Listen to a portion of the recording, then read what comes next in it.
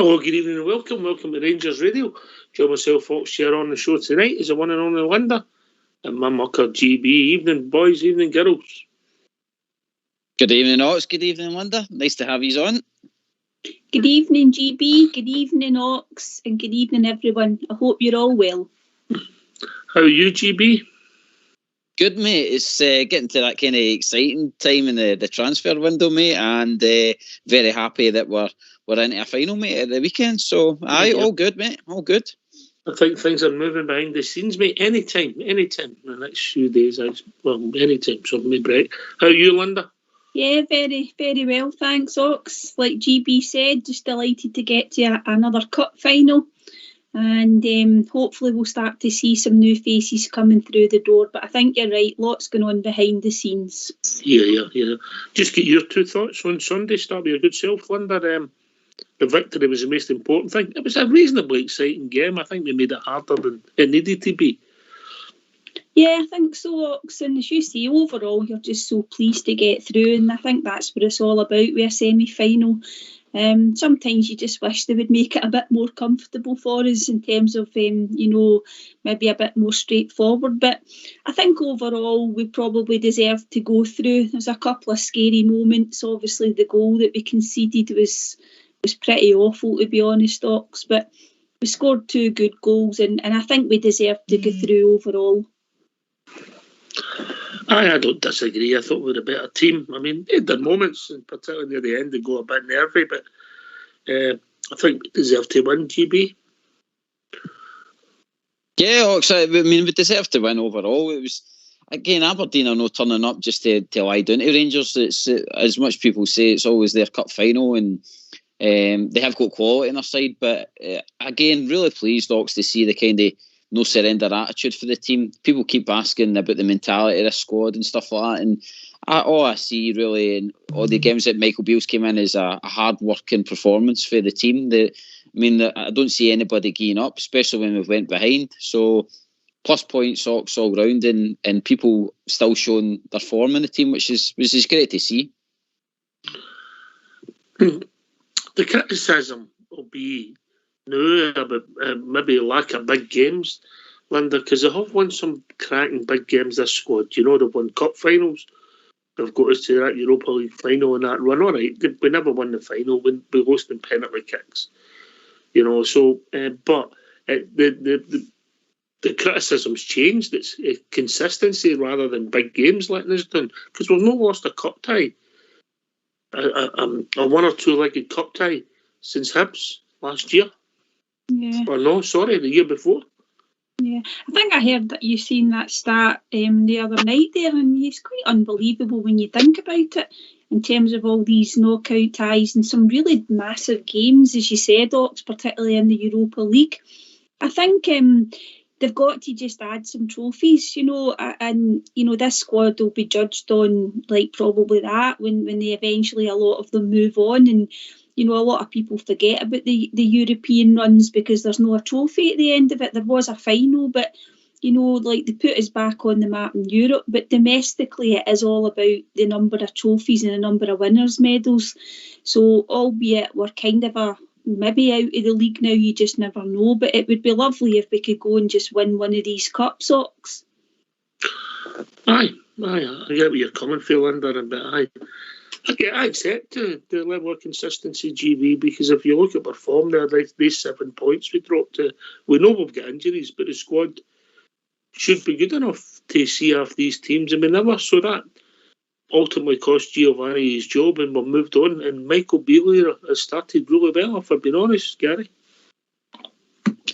Yep, Ox. I think, I mean, team-wise, I understand that no Rangers team should be kind of giving up the chase, whether it's a manager you like or dislike. But I just think with us dropping the points, it was doing a kind of motivational thing, or the players not buying into what Gio wanted. Whereas as soon as Beale's came in, I don't think I've heard one player yet that says they've not enjoyed working with him yet. I know it is early days, but I think they've all bought into what he's wanting for the team, what he's expecting. And even where some of the snippets you're seeing for the training ground and stuff like that, they're not always ball work and running up and down. They're actually they're playing wee kind of fun games as well, which is keeping it kind of the kind of camaraderie together and stuff like that. I mean, the banter and the team is, and that's what you need. You need that kind of closeness, and you need the slagging and all the rest of it. That's why I think we're getting the performances, the digging in for each other and seeing out and getting the results, mate. I think that's one of the big pluses for Beale, that he knows that he's got players that want to play for him in that team. Whereas I think when he first came in, I think he was probably actually thinking a lot of the team was ready for the door. Whereas I think now he knows who's wanting to keep and who's wanting to move on, mate. I think he'll live or die by his squad, and that'll develop and people will go under. I think he'll build his own team. Yeah. If you think about it as well, he's managed to get a tune out of most of the players that were playing under Gio before he left. I know he's been able to welcome back Golson and Davies with that kind of settled centre-back pairing. And obviously Barisic come back in at left-back. But apart from that, he's not been able to welcome back an awful lot of people, Ox, yet, hasn't he? Hasn't he not? Because we've still got problems with injuries. So it is quite remarkable, this run that he's on, considering that he's not managed to get sort of half a dozen players back in terms of the injuries. So I think we've got to give him immense credit for that. I do think when you look at the team just now, it's a real shame. We're probably obviously going to talk about tomorrow night, but he's not been able to freshen it up either, Ox, particularly in the middle of the park. We can't catch a break, no pun intended. No. Just quickly, who shone for you on Sunday, Linda? I would go with the two Ryans, Jack and Kent. I thought they were their best players. GB? Yeah, I agree. The two Ryans were brilliant. Fashion Junior, brilliant. And for the time that he was on the park, and I'm absolutely gutted to Oxen. I know people criticise him, but for the time Roof was on the park, I felt he was lively, looked fit and sharp, and that goal was just fantastic for him. I just absolutely gutted that he ended up going taking a bloody shoulder injury. I mean, it's just written in the stars for him now, unfortunately. He's Mr. Positive, Linda. Brilliant, brilliant, brilliant. I bet there was no brilliance gear at your house. Yeah. Nothing. No, but fair play to him. Mr. Positive. He's always positive. That's how he gets through life. Good on him. Aye, I know. Good on him, exactly. Right, okay. We're going to hear from your gaffer, Michael Beale, the first part of what he's got to say, and then we'll get the phone lines opened, yeah? Good. Let's hear from your gaffer, Michael Beale. Well, congratulations getting through to the final.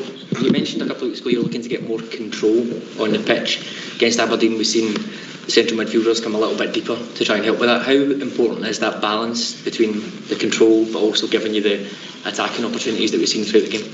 Yeah, if you get too many in front of the ball and you give it away, the other team's midfield can quickly get at your two centre-backs. So it's important that you have different lines in your team without getting too technical. You need to have not everybody on the same line in front of the ball. So midfielders are asked to come down and face forward and pass and run. And I think that's how we scored with Ryan Jack. It's how we scored at Dundee United as well. So I'm pleased. I think if you look at most football teams build that way.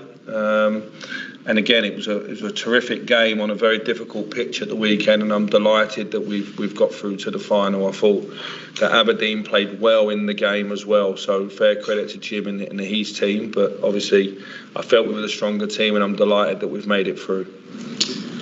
Michael, can I ask for an update on Kemar Roof? He came off with an injury. Yeah, he won't be available for this game and probably this weekend as well. It's a real sore one. He's been away and he's had the scan. He's going to see somebody else just to get the second opinion on it. It's an injury he's had on the other side previously, but it's not a break in terms of dislocation. So there's a bit of a separation at the top here that it just needs to take its time. And for some people it's less time, and some other people it's more. So it's just how we are, or how Kamar feels in the coming weeks and days. It's a huge disappointment for him, for the fans and for his teammates as well, because he's not just such a good player on the pitch. He's very important around the building. He's one of the more senior players and one of the more vocal ones. You've been very unlucky, hasn't you, with injuries since? Yeah. The club this season has been very unfortunate with injuries on the whole. So if you look at Kem's situation as well, That's just one of a number of players that have not enabled us to have some consistency in selection.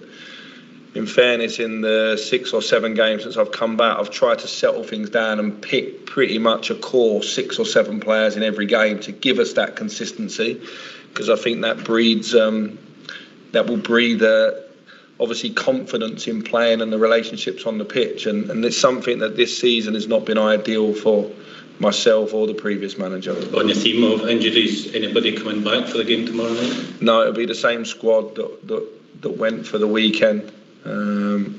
James Sands will come back into the squad now. Sure, that's still looking for the weekend?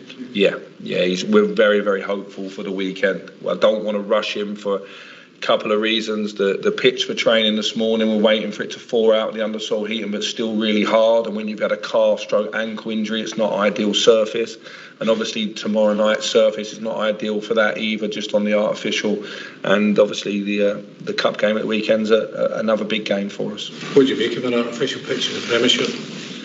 I prefer to not have them, but a lot of the generation of younger players now have come through playing on AstroTurfs in academies or via school football anyway, so it's more the older generation that moans about it. Ideally you wouldn't have it, but I understand why we do in Scotland as well, with the weather and the finances involved in the league. It's something that I try not to make a big thing about. It's just we just want to play the games.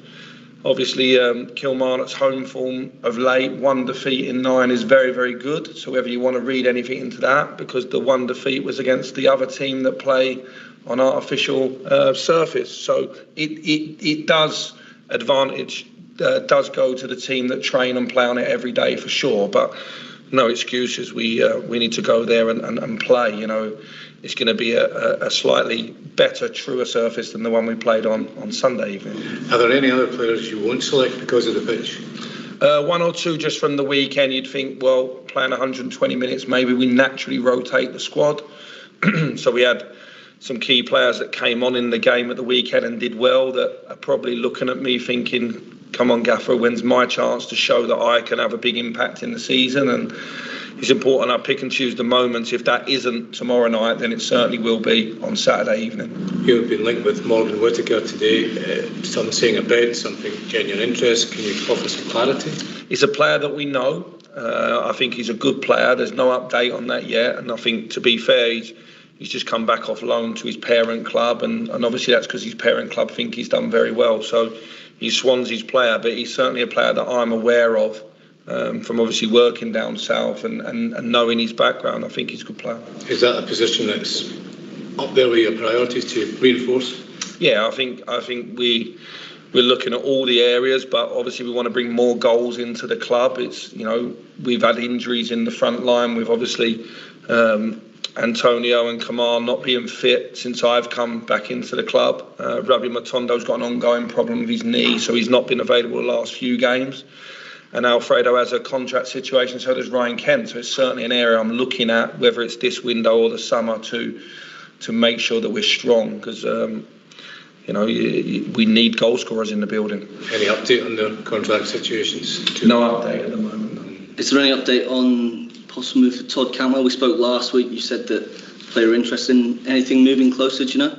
Listen, there's no update right now, but I'm really pleased with the way things are moving. So I suppose no news doesn't mean bad news. You know, everyone's on the same line. Everyone's moving in the right direction. That's not specifically talking about that player. That's just in general in this window. What we're trying to do, I believe that we're moving in the right direction towards it. You as a manager, do you want to get these players in as soon as possible, no matter the cost, repercussions, or is it more longer term? You're looking, perhaps if we wait an extra week, 2 weeks, right to the end of the window, we might get the player that we want. Is that the way you look at it? I don't want any short-term gaps. So for me, it's bringing players in that I think can have a big impact moving forward. There's ongoing discussions about players that are out of contract. So therefore, you're looking at what the squad's going to look like 2023, 2024 and onwards. And I think in the past we've made some key recruitment that's still in the team now and that's been very successful. It's important whatever decisions we make are the right ones. And so naturally I'm a little bit fussy at times in terms of that person. And obviously there's a lot of things that, you can be where you want with the right player, identify them, and then the discussions have to happen between the clubs and agents, and all that takes longer than what a coach would like naturally. But at the moment, all of the stuff I'm hearing behind the scenes, I'm the one closest to it. I'm happy with the work that we're doing. Just wanted to quickly ask you about your comments after the game on Sunday. You said that there was a bit of anxiousness in your team, sometimes at hands. Have you had any chance to look at that more, or perhaps even correct that on the training park? Not since the weekend, obviously, because we had a recovery. Today's a second day recovery, another big game off the back of an AstroTurf. It's more things that we have to talk about, how we deal with certain moments and what we need from certain players in the team at different times. And as I say, we've had a lack of consistency in the starting 11. So there's been a lack of strong voices. Connor Golson missed large parts of the season. Him and Ben Davies' partnership is now bearing fruit. John Lundstrom has probably been the one mainstay of the leadership group in the team this year, along with James Tavernier. So the more we keep them players together, I think that will bring the glue between my ideas and how we need to behave on the pitch at certain times. Mike, let's come back to recruitment. So are you hopeful that you'd get somebody in by the weekend, or?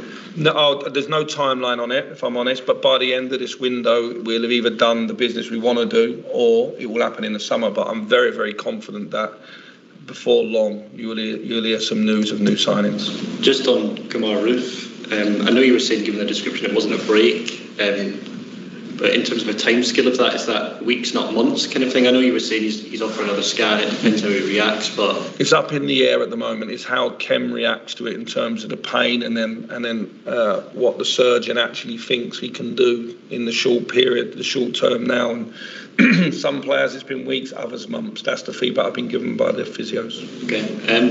Just wanted to speak to you a little bit about Borna Barisic. And I'm sure you'll tell me you don't pay attention to any of this stuff, and probably rightly so, but during the game on Sunday, his name was trending on Twitter. Such was kind of the discussion around his performances. What have you made of his performances since obviously you returned? He was integral in that title-winning season, but since you've returned to the club, he's been essential to the balance across the park in terms of giving us that balance on the left. I still think you'll go a long way to find a better left-footed player in the attack in terms of his crossing and his delivery. We've switched off as a team in that moment of the weekend. We recovered and won the game. It's gone. We moved forward. Borna's been outstanding for this football club. Me and his relationship is very strong, and it will continue to be moving forward. Well, there you go. I thought he was talking to Fox there when that reporter asked him if he wanted something for the weekend there when he was asking that player, Linda, you know what I mean? Some questions, though, eh? A mixed bag there. Some good news, bad news. Obviously, bad news, Kamar Roof, you know. I know people say he's made a chocolate glass or whatever, but the luck to do that is just unbelievably bad. I mean, that park was a bog, and he managed to hurt himself on in mud. I know. And the and thing as is, an ex-mud wrestler yourself, Linda, you know it's hard to do that, you know what I mean? I told you not to tell anybody. Oh, sorry about that. See, the thing is, when he went down injured, obviously it was quite innocuous, but it might have been, as you see, due to the pitch. But if Kamar was going to get injured, you think it would have been something to do with the calf strain or, the injuries that he's always had. But you couldn't write the script for him, really. I mean, as Gary said earlier, when he's in the team, we'll get goals from him, and it's quite a simple goal, Ox, but he's probably the one player out of the strikers. Maybe Cholak would have got on the end of it as well. I don't know. I feel really sorry for him, but I understand. I think it's an injury that he's had before, but on the other side, his other shoulder. So I don't know, Ox. I don't think we'll see him now for weeks. Yeah, well, history tells you that, doesn't it, you know? GB, can't buy a break, can we? No, and even the manager mentioned even Rabbi Matondo's got something going on with his knee and all. I mean, you're like, what is going on? Like, it's just the only good thing that he has touched on is that we're looking at Jolak's possibly got to be back for the weekend. But touching on Roof again, Ox, it's just I'm really seeing Roof now in the squad as a kind of Jermaine Defoe guy, where we bring him on and he kind of finish off a game for us. And if he's doing that and he's scoring goals, happy days. But I just wish he would get a hold of the injury issues. I know it's not purposely him that's doing it, but it's just honestly that he must have the worst luck ever, because as he came on, he actually looked like a new player for the length of time he was on the park and all that, and playing in that conditions as well. I mean, he was ghosting, and how he managed to fall the way he did was just, I mean, I just wish he just fell on his backside. I mean, it's just so frustrating. If he'd have done something, he's cocks it. If he'd have done But yeah, he's got to be a frustrating player, Ox, for the fans. The fans just can't put up with a guy that turns up for 2 games a season. It's not good enough, mate. You know what I mean? The hero of the game, really, scored the winning goal, and we're talking about him getting an innocuous fall when he ends up with an injury. It's going to keep him weeks, maybe months. We'll see. But Michael Beale, refreshingly honest. I mean, the question about the plastic pitch, I thought he handled it really well. Linda said that he'd rather not have them. He understands it, and then says, "Well, it'll be a better surface if we played on Sunday." Yeah, he's always very fair and diplomatic, and he's not coming out and moaning about things and calling things out in the press. And I think that's the way that we would want our manager to behave. But he did talk about the fact that it is probably, I don't know if it's the same pitch that we played on, when he first came. I don't know if Kilmarnock have ever replaced that, Ox. I don't know if it's been upgraded. Was it Jamie Murphy, wasn't it, that got the really bad one? And that was Beale's first season with Gerrard. And before that, Waghorn as well, Linda. That's right. And he rightly said as well, like they do, the home team does have an advantage, and I think their stats prove that, in terms of they've hardly won. I don't think they've won an away game, and most of their victories this season have come when they've been playing at home, Kilmarnock. So I think we've just got to try and, we will get on with it. It'll be interesting to see what team he sends out, Ox, and whether or not maybe a couple of the young guys might get a game, because they're used to playing in AstroTurf. So I don't know. We'll just have to wait and see. Watching the end of the game on Sunday, Linda, I think there's a chance that Devine could play at left back, because I thought Borna looked as if he was holding his hamstring, but you never know with Borna, do you? No, you might be right, Ox, and I don't know about that pitch as well. Maybe if he has picked up any sort of niggle at all, as you say, they won't risk him. And rightly so. Young Devine has done all right when he came in at left back. Obviously, he's naturally right-sided. I don't know. Is it maybe a game where we might see young Lowry getting a chance as well? I don't know. But certainly there's definitely certain players, Ox, that he just won't play on that AstroTurf pitch. Definitely not. We'll see. I think he intimated it could be Kamara and Lundstrom that will start tomorrow night. That's my guessing when he talked about rotation, 120 minutes, GB. Ox, I picked up on that. I think, like you say, Ryan Jack's probably nowhere got to be near that pitch. And then I think with Scott Wright doing the press conference, the manager was saying about how players came on at the park and impressed and stuff like that. So, and did he not look immaculate?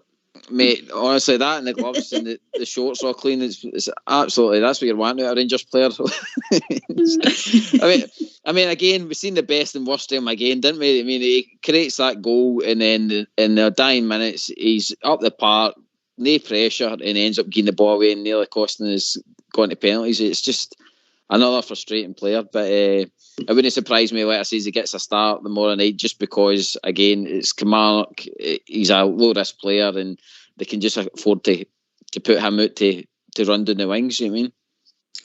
Aye, okay, if you want to join us and give us your thoughts, the number is 0141 356 1972. Phone up, speak to the receptionist, and we'll contact you back.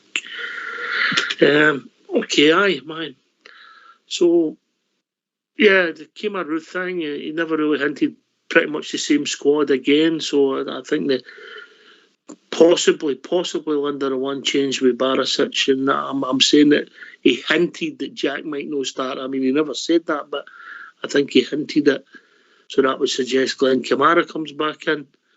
I think Alfie and Kent will play along with. Do you think Tillman plays for you?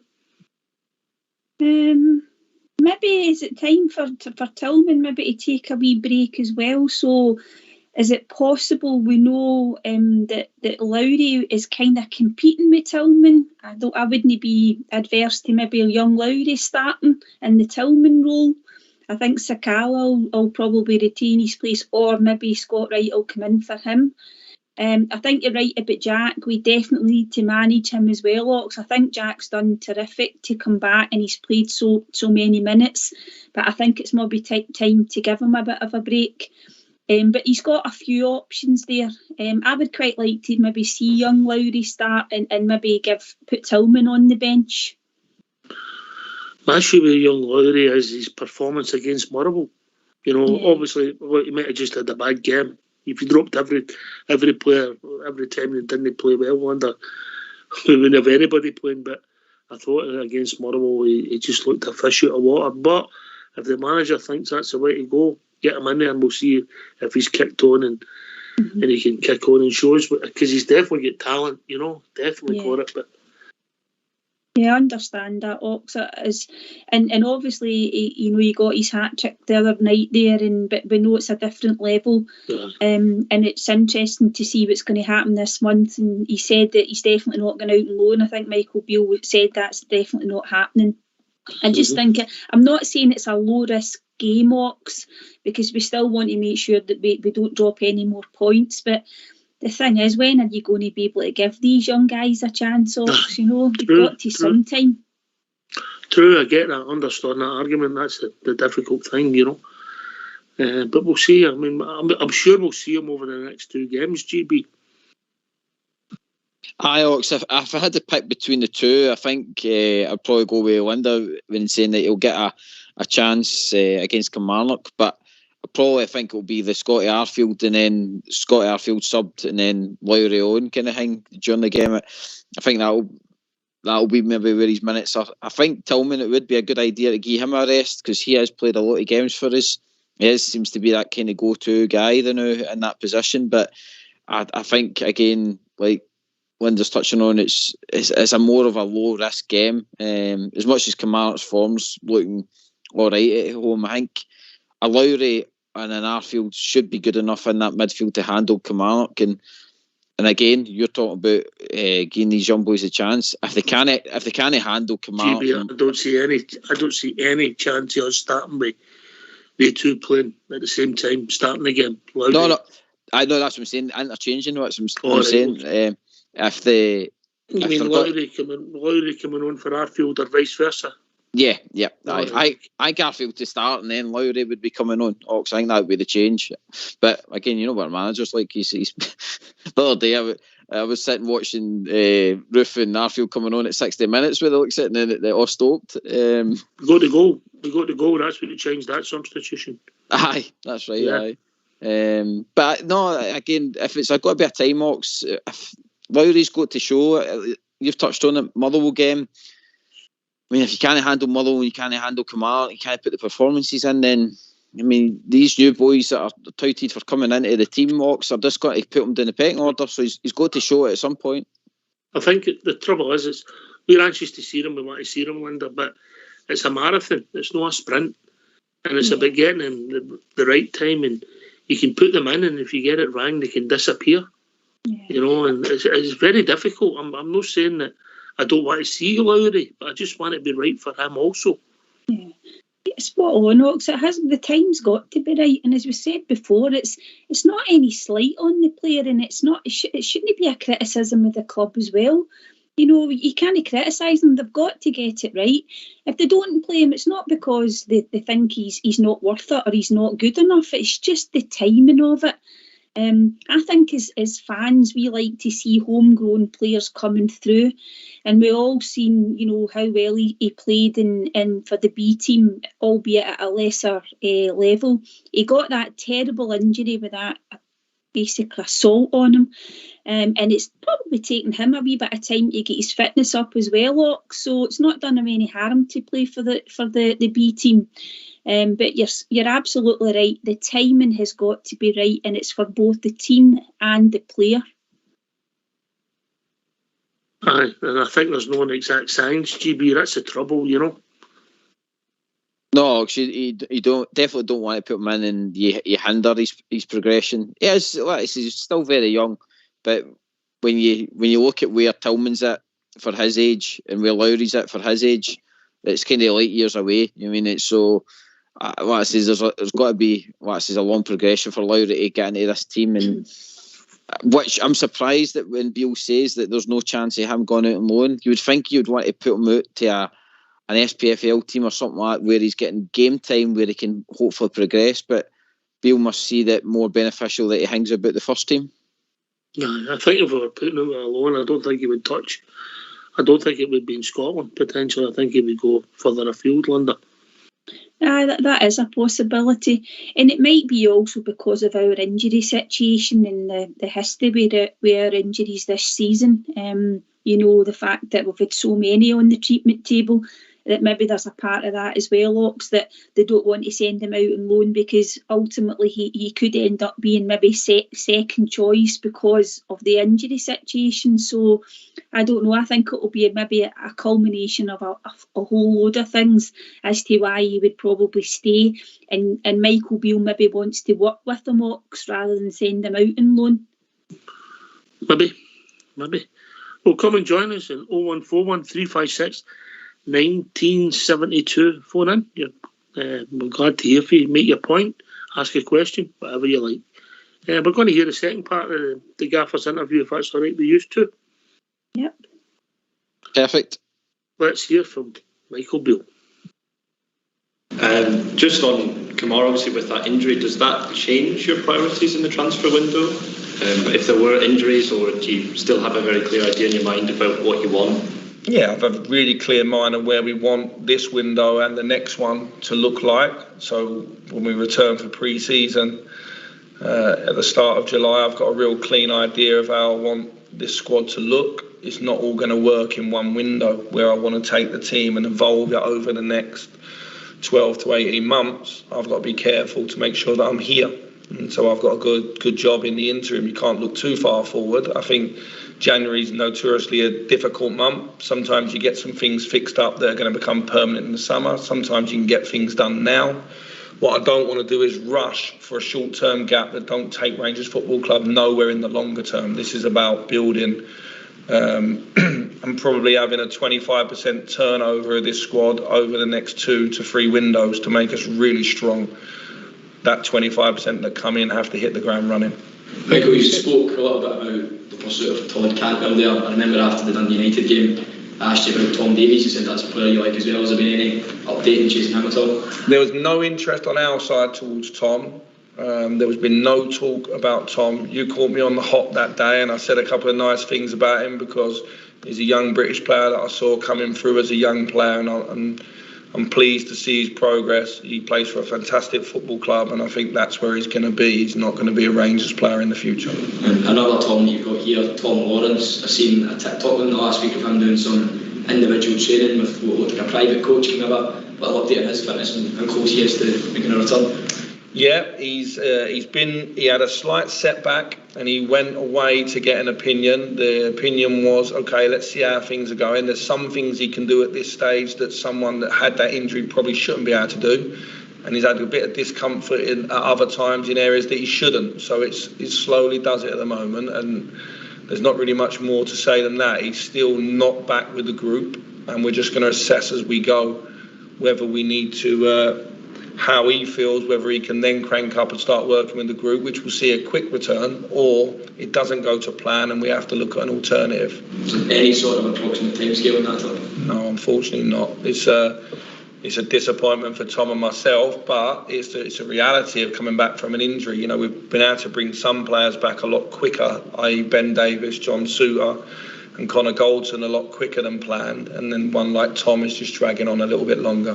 Michael, you said there it could be weeks or months with Kimar. Will you get clarity after the specialist has seen him, or is it going to be something after the... No, I'm looking for a quick diagnosis to that. That's why Ken's been away seeing people to get it. We've obviously had the x-ray back by the time I sit in front of you guys next, I'll try to get some sort of clearer understanding of where we're at, because I think that's important. I think obviously Kem's an important player for the team, and it's important that people know where we are with him.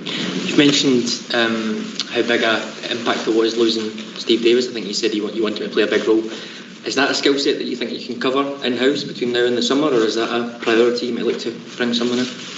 Well, I think you've seen in the last few weeks between John Lundstrom, Glenn Kamara and Ryan Jack, we've rotated. That's been for different issues they've had. Now they've got to fight it out because they're all in a good place. And we've rotated a little bit between Malik and Scott Arfield. And at times we've played 2 in midfield and 1 slightly further. So everyone's got a real key. They know where they stand. So my job is actually to stand them next to each other outside so they can look at each other in the eyes and fight for the shirt. That's it. And so I don't feel that we're going to need to bring someone in right now to replace Stephen Davis and what he brought to this squad, because what he brought was huge. You're not able to replace it. He's a player that's able to control the speed of the game. He's a player that's hugely experienced. He's a player that everyone listens to in the dressing room. So I'm not just going to be able to replace that with someone coming outside straight away. But by the end of this window and by the end of the summer window, I think you'll see a player coming of that type. And then that player will have to, hopefully over time, do what Davo does. But let's not rule Stephen Davis out yet. He's had the operation, he's started his rehab, and he's got that look in his eyes. So let's see. Hi, good afternoon, Michael. I wanted to ask you a wee bit about Ryan Kent. Obviously, you've answered the contract situation, but it's more on his performance on Sunday. I thought that was the best all-round complete performance, certainly under your tenure, but certainly in a wee while under just in a Rangers shirt. He seems to be really thriving, coming inside quite a lot, picking the ball up, centrally driving, but he's been taking a lot more shots and getting a lot more involved, taking a lot more responsibility. How happy are you with him? And is he now getting towards the kind of standards that you are hoping and expecting from him? On a personal level, I'm delighted with him in terms of his football. He's never in doubt in terms of his effort and energy, even when some of the magic might not be there on time to time. He never shirks in terms of his work ethic. I think at the moment he's able to cause a lot of disruption to teams because they're unsure of where he's going to be on the pitch, and I've been really happy with him. It's another strong performance, still running hard after 120 minutes. So I think Brian can be pleased with his form at the moment. Good afternoon, Michael. With the forward situation as it is at the moment, are we likely to see maybe opportunities afforded to some of the young lads in the B team, like Robbie Ure, Zach Lovelace, perhaps in the squad? Well, they're playing a game this afternoon here at the training ground, so it's a good time for one of them to play well. And there's a bit of noise last week about Phil Hollander possibly moving on. Is there any truth in that? I know you said he's recovering, he's in his rehab at the moment, but is he likely to perhaps move on this window? That's news to me. He's a player that I like, Phil. He's a player that I like, and he's a man that I like, and he's one that when you come back in the building and see that he's on the crutches and now the crutches are disappearing, you start thinking, how far away is he? So there's no news on that at the minute, but yeah, I've not heard that rumour. Hi Michael, you've mentioned a few times already that in terms of your recruitment you're looking to kind of build the Rangers for the future. I was just wondering, have you had the chance to really settle in terms of perhaps bringing your own recruitment strategy, or are you perhaps looking at inspiration from previous successes such as the acquisition of Calvin Bassey and of course the development of Nathan Patterson? Yeah, well, I was having this conversation a few days ago. If you're a Premier League team with the unlimited millions that they have there, we had an ideal scenario probably a year, 18 months ago, where we had Calvin fighting out with Borna and we had Nathan fighting out with Tav. But where we're situated in the world and the food chain of football, we obviously sell those players for really good money, and then you have to start the conveyor belt again. And I think we're seeing that with Adam Devine, who I thought came on and did well again at the weekend. In terms of the recruitment strategy, I know the recruitment strategy at this club, and it's something that I believe in. So it was something that I was heavily involved in before. If you think some of the players we recruited and where they come from, it was clear that there was a connection between the coaching staff and those players, and I think that's important. You can't have recruitment staff pushing people through a door. You have to have the coaching staff at the door wide open with a smile and accepting the players. And hopefully, as we recruit a player, you can see where they're going to fit in the way that we play and the squad. Because certainly, as a coach, I like to recruit people for specific roles. Because, as I say, I like people to know, have real clarity in where they're going to play and the areas I think they can help us, but also the areas they can develop. And it's getting that lovely mix between now and future in terms of, I don't want any fillers. I want leaders now and people that I think can go on and be real top players for this club moving forward. Can I quickly ask Michael, what sort of test do you expect tomorrow night? Really tough test. I know Derek well is a good guy, and the Aberdeen battles between our teams were really tough games. He's done a good job at Kilmarnock, obviously getting them back up. Got a lot of familiar faces in their squad of players that have got good experience in this league. They've lost 1-9 at home, and as I said, that game was against Livingston. It was on the Astro. They've beaten every team that I've beaten or we've beaten since I've come back in. So game on, should be a good game. We need to go for 3 points, not 1. And I'm sure they're feeling the same after what was a really good performance at Hampden at the weekend. So I'm sure, although they were disappointed, that will give them a lot of confidence for the remainder of the season.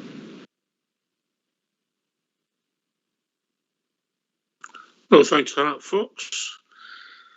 Tom Lawrence, I picked up mixed messages there, Linda. Some good, some bad. We don't know. And we should mix me. I don't know how you took it. Yeah, sounds as if there's definitely still some issues there, isn't there? He's obviously had that setback, and he's trying, probably been given some he's continuing the rehab. They've maybe given him some certain things to do, Ox, with a view to seeing how the injury reacts or how he reacts. And then it could go two ways. It could be that he's back for more treatment, or if it goes well, they might reintroduce him to the group.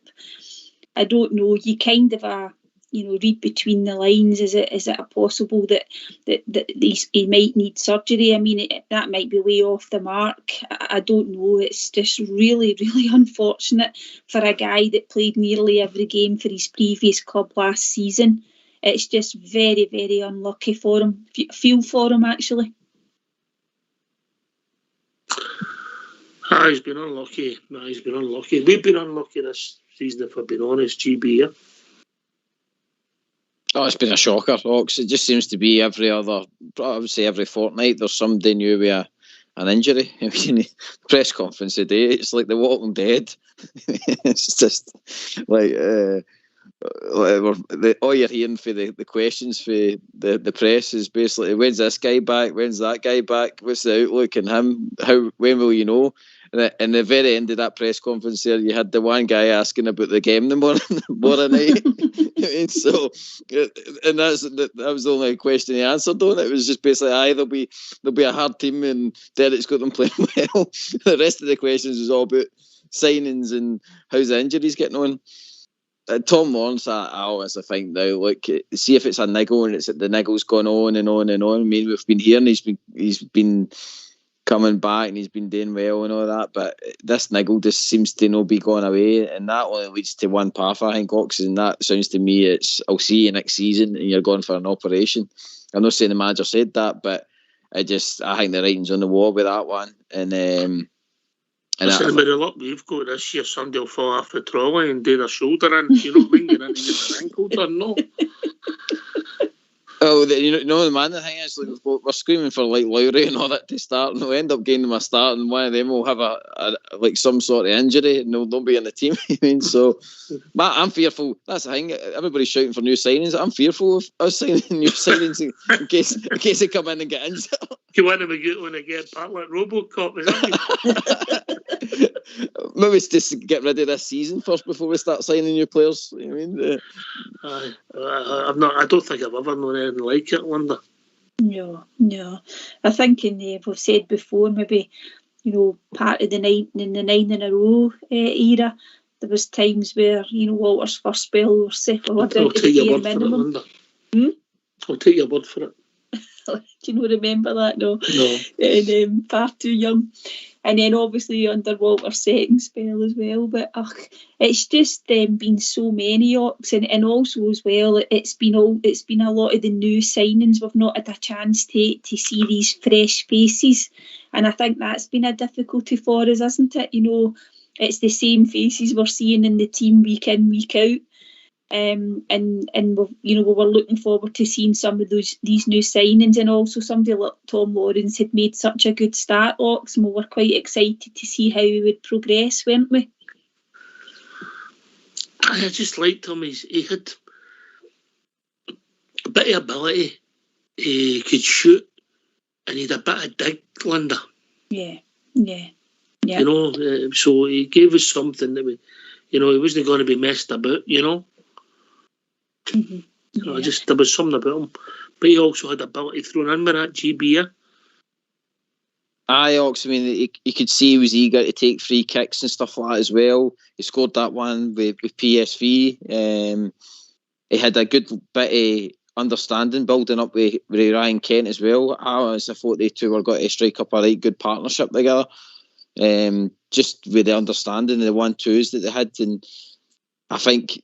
I mean, we're going about Kent's numbers, Ox, but I think Kent would have actually been assisting Tom Lawrence with his goals this season, if you know what I mean. I think the two of them would have helped each other climb the ladder in the kind of goals and assists.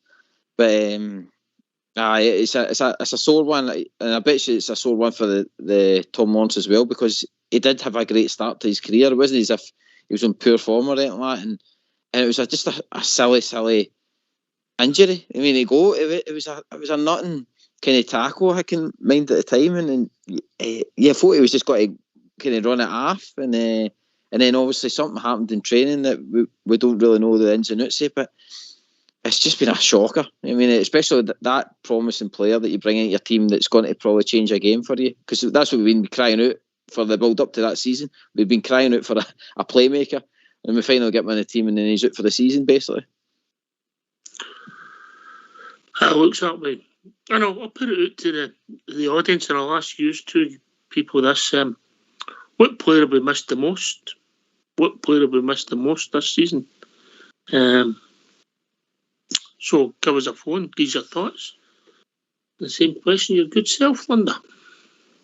Well, I think if you just taking anybody that's had a kind of a sustained injury period, I would probably say we missed Connor Golson when he was out, Ox. When you look back at the fact that we didn't have a fit centre back, and the people that we were able to bring in didn't have any experience beside them. So for me, one of the major in terms of missing, just his leadership. And I know he makes mistakes sometimes, but certainly I think we didn't realise how good a player he was for us, or how much we would miss him until we didn't have him for those 3 months. And all credit to Connor, he came back a month ahead of schedule, Ox. So you've got to give him credit for that. Aye, I get that. That's a fair comment. GB? Probably that £3 million signing that played against West Ham. We're missing that guy all season as well. But probably Lawrence Ox. That's the one that jumps out for me. He was the one that was, like I say, for the start of the season, looked as though he had a bit of form coming off of the pre-season. So I think he's been a big miss, mate. I wouldn't argue with any of the two of them. I think it's a thing, mate. And the funny thing is, here's one that will surprise you. I think if Hagi would have stayed fit last year, we would have won the league. Wow. There you go. See, I can be fair, Linda. What about the Europa, Ox? Do you think he would have had a say in the final? Something tells me, GB, if we'd have won the league last year, Seville doesn't happen. I don't know why. You can never, it's a hypothetical question. Does that make sense? Mm-hmm. No. I don't think you get one without that. Potentially. I don't know. I mean, there's no reason how we couldn't. I just think a lot of things are fate sometimes, mate. Yeah. I think if we won the cup, then we wouldn't have won the league, and vice versa. I don't think if we'd won the league, we wouldn't have won the cup if we had certain players in the positions. Aye. I just think in the league games last year we'd have got more points because we'd have scored more goals, Linda, with Hagi. Yeah. And sometimes you forget actually Hagi. We've stopped asking about him, but it was in the pressers. But I think the last update we got was that he might be back for the St Johnstone game at the end of the month, the end of January. So that would be a nice wee boost for everybody as well, Ox, if we could just get him even on the bench. Aye, slow process. I mean, I think you've got to look for him for next season, be fair to him and feed him in and play whenever you can. You know, you've got to be fair. Full knee replacement, you know. Take it as it comes, and that rehab you've got to get right. But we've definitely missed him in games, you know, in that position he gave us an option with ability. And he seems to maybe matured and maybe realises what he's got to do. He's been injured, he might come back a better player, but I wish him all the best. But who do I think we missed the most? I get the Connor Goldson one, and you take the players that's been out injured, you really go through them all. I mean, there's hardly anybody that's not been out injured. You know, when the last couple of games, a fit Ryan Jack, yeah, brings a lot to our team. Yeah. Wonder. Yeah, I mean, the thing about Ryan Jack is we know what sort of player he is. But I think over 100 games I think he's missed in the whole time he's been at Rangers. But we've seen just what he can bring. I just think for Ryan Jack as well, we do have to manage him, you know, and I think, you know, you don't expect players to play every minute of every game, Ox. And I think if you've got a lot more players available to you that can come in and they can start, that doesn't happen, and the manager's able to do that properly. It'll be interesting to see what happens with Jack, because we know his contract situation. If he goes on and proves his fitness over the next sort of 3 or 4 months, perhaps it's a chance to maybe give him a year's extension and see how that works out. But as we said earlier, I fully expect him not to start tomorrow night, and we keep him for Saturday. And if he plays the way that he did at Hampden, we've got a great chance of winning against St Johnstone on Saturday. Aye, I mean, obviously his fitness levels, and I'm sure as the weeks and months go on, we will discuss his new contract, potentially a new contract, but he's got to prove his fitness. Right, we're going to hear the Port report, one of our features that we're growing to love. So let's hear Port's report.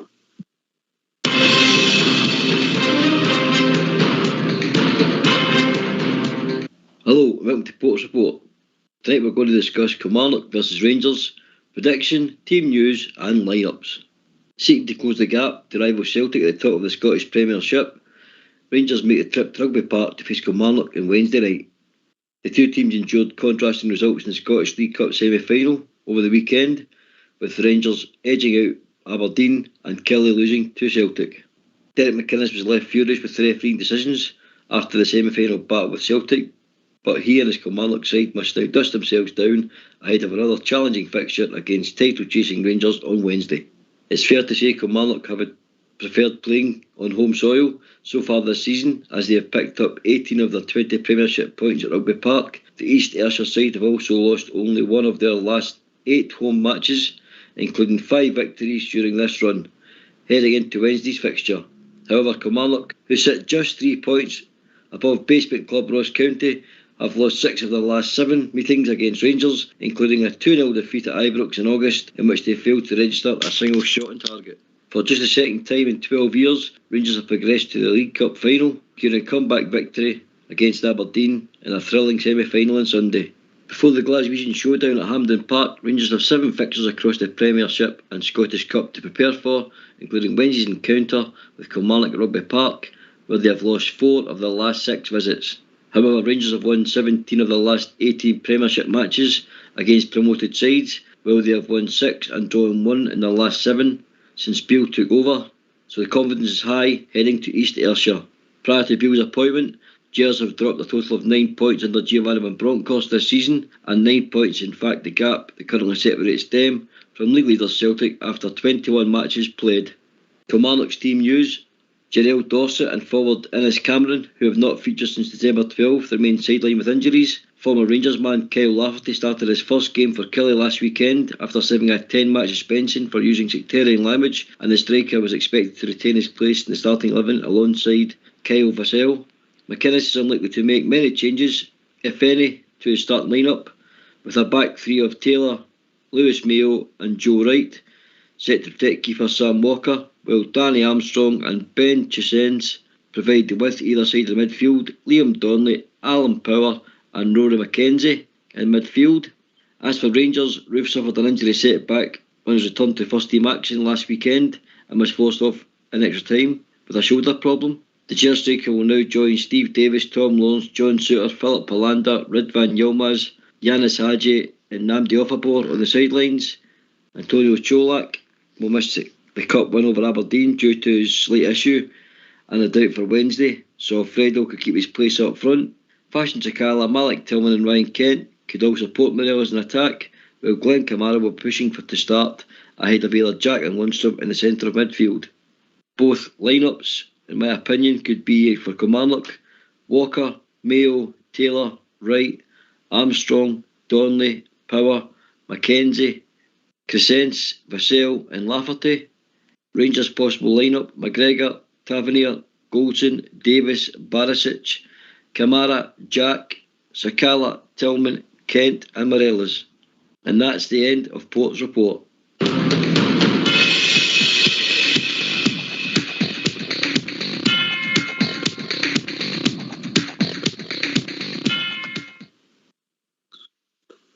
Well, thanks for that, Port. I've got a funny feeling, I don't know why, I've got a funny feeling John McLaughlin could start the next two games, Linda. Don't know why. Yeah.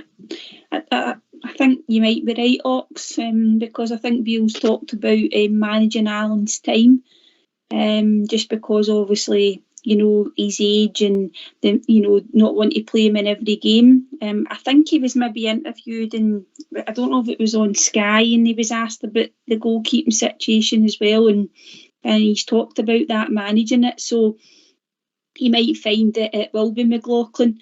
Possibly because as well, Ox, they might, punt some high balls into our box as well, and we all know that John's probably better. That's one of his strengths. But it could be just about managing it, and we might even see Alan back in for Saturday, Ox. I'm a bit worried about playing him Saturday. I think the St Johnstone fans could intimidate him. All 300 of them. 200. GB.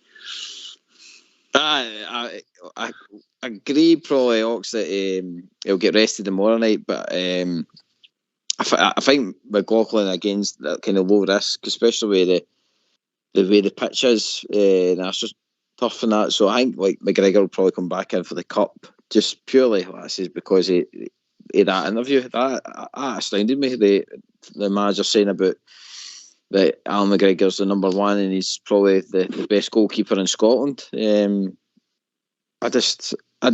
contradicts himself sometimes, Ox. I don't know if you notice that. Sometimes he says things like that, and then other times he's talking about giving Ross McCrory a chance, and John McLaughlin's got to get a chance and stuff like that. And you're like, where are we at with the goalkeeper situation? Like you'd honestly think you'd be thinking about moving Alan McGregor on, and I don't get that. I don't understand why he wants to chop and change as well. He says that that's kind of an older thing that they stick with the one goalkeeper. Yet he says Alan McGregor's the number one. I don't understand. Sometimes he's, and then he's going on about. I was going to ask you before I also go to the tune. I was going to ask you that, like, do you honestly think that we should be looking at keeping Scotty Arfield, Jack, Stephen Davis, and Alan McGregor on new contracts? Have you know what to it? GB will come back after the tune. Have you know what to it? Well, I'll let you get the tune and we'll talk about it. I'll tell you before we go to the tune. Right. He talks up everybody. Nah. Yeah. It's the shoulder on the arm and he talks up everybody. It's his style, management style, positive, yeah? Yeah. But anyway, like me, get yourself to mute. We're going to have a tune. Right, mate.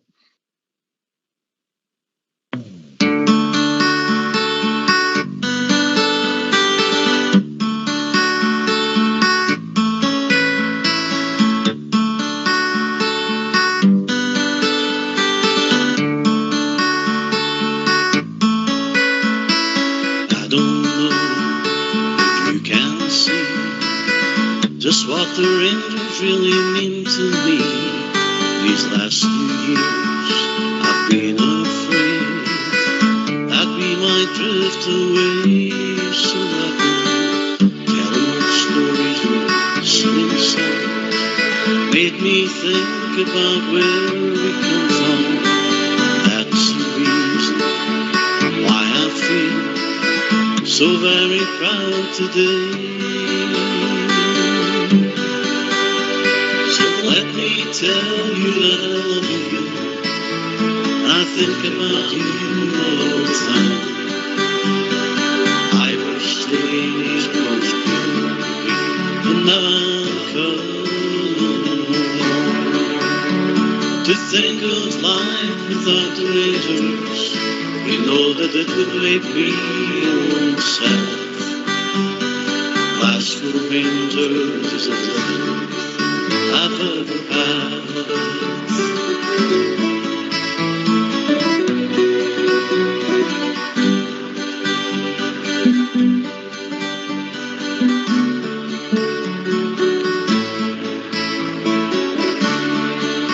We won England and gold, and I'm still dreaming. Love Brian, love Trevor, Stephen, Marvin, Andrew, Seth, keep believing. Davy Cooper on the wing. We remember Gaza with great affection. The day the helicopter changed direction. Jimmy Baxter, he was perfection. Super Ali scores again. Well, let me tell you that I love you, and I think about you all the time. Ibrox Stadium's cozy, and now I'm coming home.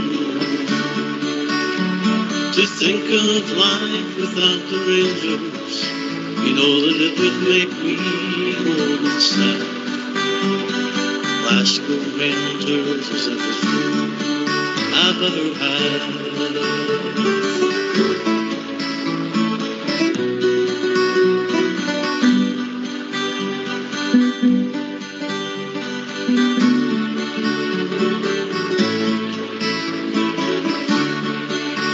To think of life without the Rangers, you know that it would make me old and sad. Glasgow Rangers is everything I've ever had.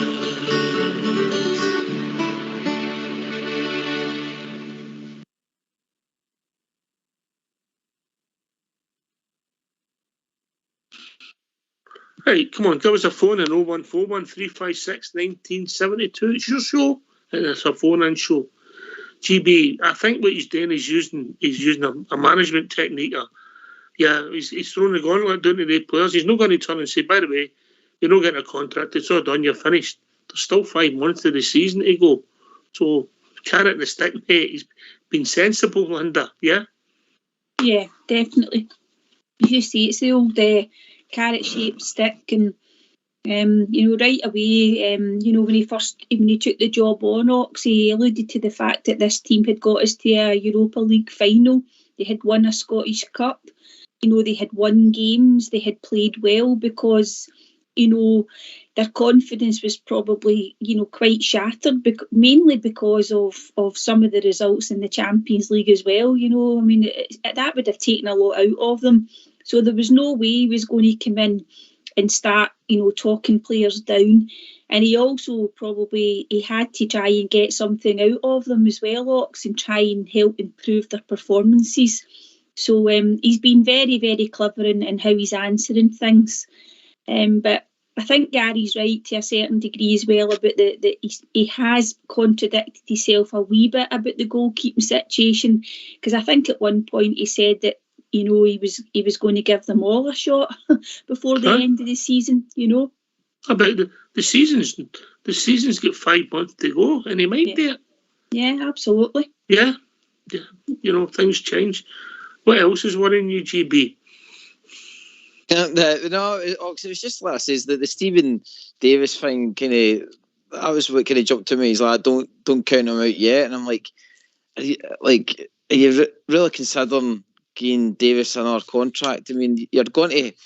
That's why I round off the kind of midfielders really there, like Jack, Arfield and Stephen Davis. Like, I think, honestly, the three of them, you're only going to be able to give probably one of them a contract. If he's looking to build, and I get where you're coming from, like, obviously he's got to keep them on side, but just like this is when he drops wee things in that it kind of jumps out at you. You're like, is he really considering offering them a contract, or is he just keeping his options open in case they burst into this form that's going to see them through to another season?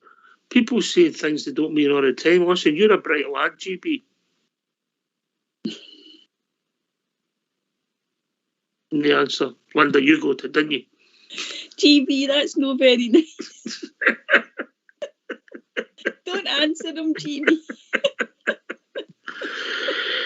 Yeah.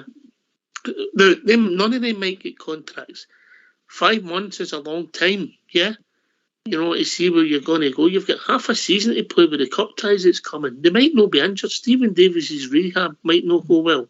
You know, Linda, there's a lot of anomalies. Yeah. A lot of anomalies. Yeah. He talked about a 25% turnover in the next couple of windows in this whole 12 to 18 months as well.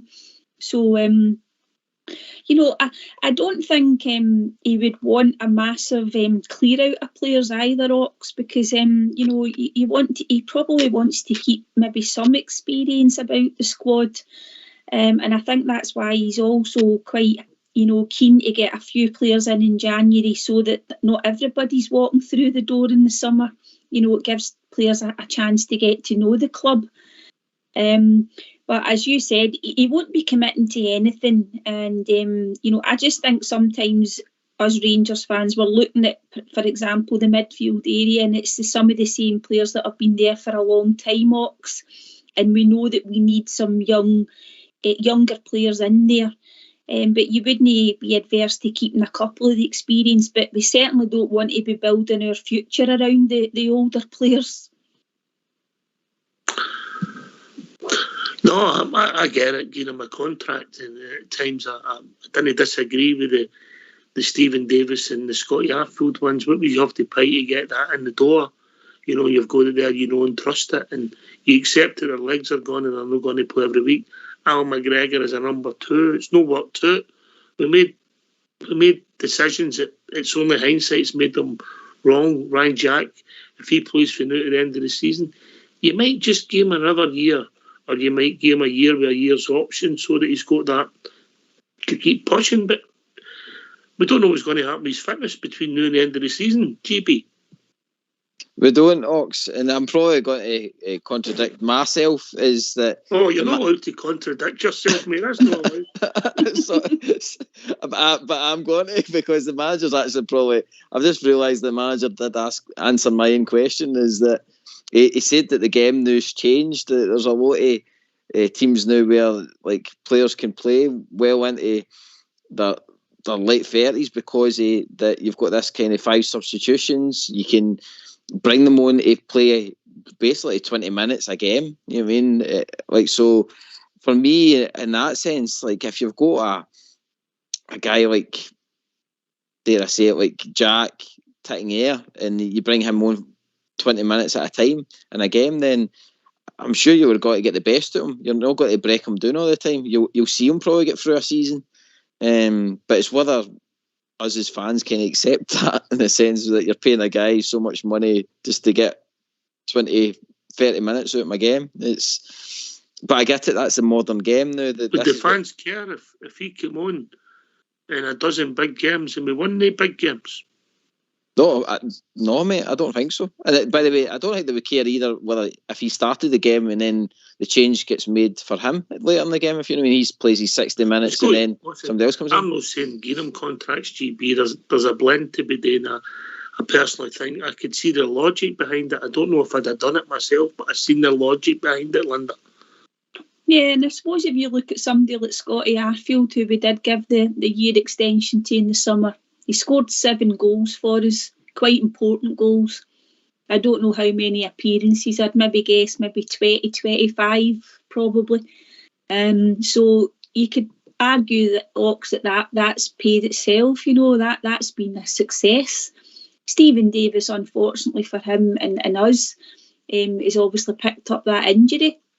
You could have argued that somebody like Stephen, if we could have brought him on in the Old Firm game, he might have helped to see that game out, Ox. So he obviously would have had a role to play this season. But as you say, every signing and every contract extension, whatever you do, it always has an element of risk attached to it. But we'll need to wait and see. But I don't think he probably maybe deep down knows what he's looking for and what he's maybe going to do in the summer. Potentially players like Jack would have to prove their fitness, as you've said. But overall, he'll probably have a good idea about a large percentage of the current squad anyway.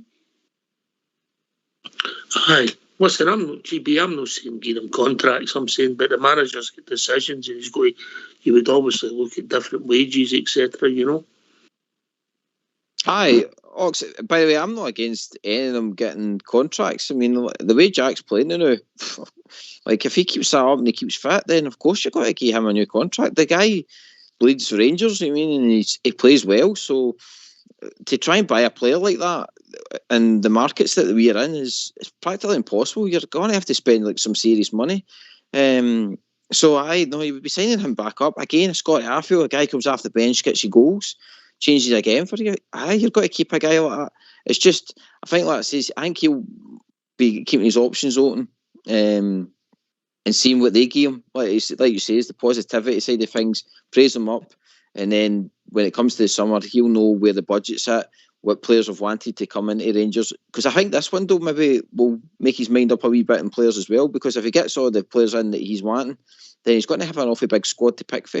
And then the natural wastage it might mean if he brings in 4 midfielders in this window and they're all going to play, it suggests that none of them are getting contracts, Linda. Yeah. yeah, I would agree with that. And probably the midfield is the one area that we're all saying that we need to strengthen. Although he did say that he's been looking in terms of all over the pitch. But it is difficult. I think some of us are fans. We're getting a wee bit impatient, and maybe we just need to give them the chance, But 2 weeks in, 2.5 weeks nearly, and we've still not signed anybody, Ox. And I think everybody, well, as you said, like if it comes down to the last week, then so be it. But I think we would have liked to have maybe had at least one new face through the door. With a view to getting them up to speed and getting them playing as quickly as possible. But as he rightly said, Michael Beale wants to make sure he gets the right players. I don't know if you guys are reading between the lines, but it sounds to me as if there's maybe a couple done that they would be coming in the summer, Ox. But they're obviously trying to negotiate maybe getting them in January. Aye, looks contracts are up. I think things are moving. That's the info we're getting, that things are moving. No. Maybe I thought maybe earlier on tonight I maybe thought something would happen because we've got a habit of doing that about 6 o'clock at night, but maybe tomorrow there'll be a press conference, or it'll be Thursday because we'll just concentrate in getting the game out of the way. And I get that, because then all your focus. I was thinking it was going to be Monday after, for some movement after you just concentrated in the cup semi, and then you done your everybody focused and got people on the door. But we'll see what it takes. I would rather get the right player in, and it took a week longer, Linda. Yeah, I think so, Ox. As I say, we're always kind of desperate. Every club, you want some fresh faces, and they do talk about this January window being really quite a difficult one. It's more difficult than the summer, but it's just because we see movement, we see other teams signing players. And it's also just because of this injury situation, Ox. If we were sitting with maybe 3 or 4 of those players fit, and he had a bigger squad to choose from, we maybe wouldn't be as anxious. But look at last January, it was the very last day, wasn't it? We ended up with a couple of loan signings, but he's made it clear that he doesn't want that. I like what he's saying, GB. Maybe he's contradicting himself, but I like what he's saying about he doesn't want fillers. Aye, there's. I do like the honesty, Oxel. Yeah, I do like he's open and he answers questions as honest that he can be. But I think sometimes maybe, I mean, they touched on that Tom Davis and stuff like that. As much as he's turned around and says that he was just discussed off the cuff kind of thing, I do believe that it was probably a target, and it's just obviously nothing's came of it. To be honest, I don't. I think he's got a standard answer. Watch. I think sometimes with the signings, mate, I think he just has to watch. Like, he's no too open. If you watch it, GB, if you watch what he's saying, he's a good player. He's a guy I know about. That's what he says. It's a standard answer. He's been really clever. Mm-hmm. Aye, I know. Listen, Fox is he's got just setting you up for an appointment. You're going in some training, Linda. You know, he's been clever, Beale, hasn't he? I think it's not that he rehearses things. I think we never heard a lot from him, Ox, when he was assistant to Gerrard, right? But he's obviously had the experience, being the manager at QPR. He's been about the game. He'll know the right things to say. As you've always pointed out, hopefully they've got a list that's got quite a number of players on it. And if somebody says that they don't want to come or they can't agree personal terms, they don't fancy the Scottish League, you then move on to your next player. And that guy, Tom Davies, might have actually been on our list. And maybe right away it's just been dismissed either by the player or, Everton weren't going to be good, easy to deal with. I mean, you just don't know. And then we've moved on to your next target. He was also asked about the boy Morgan Whittaker, and he was very diplomatic about him as well.